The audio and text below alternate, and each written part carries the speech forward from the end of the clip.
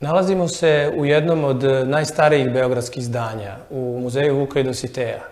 Zgrada je podignuta sredinom 18. veka, verovatno za jednu uglednu tursku porodicu, pretpostavlja se za Deftedera, odnosno upravitelja turske riznice.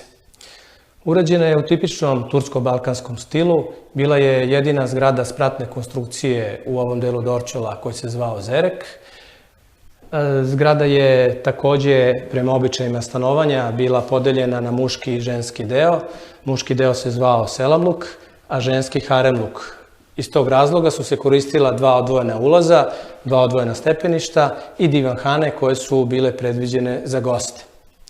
U poslednjoj deceniji 18. veka upravo ovde je radio francuski konzulat, kada nijedno diplomatsko predstavništvo jedne evropske zemlje nije postojalo u ovom delu Turskog carstva.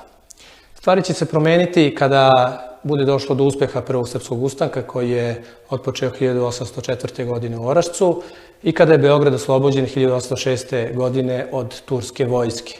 Tada su se stvorili povoljni uslovi da se napiše ustav i da se donese zakon o velikom školstvu.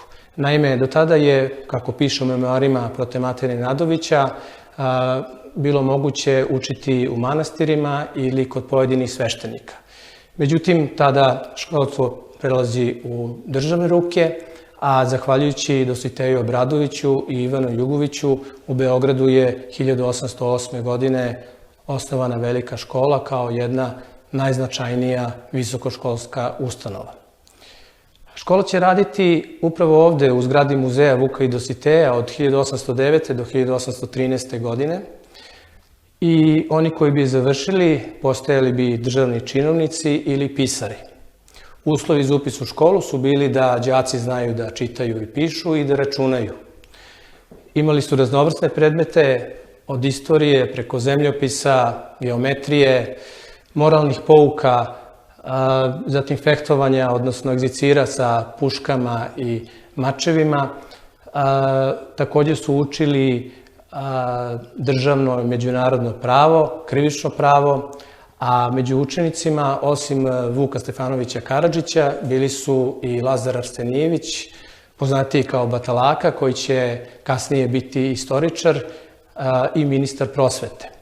Osim njega, među značajnim učenicima je bio i Aleksa, najstariji Karađorđev sin, o čijem je podučavanju lično vodi računa Dositej Obradović.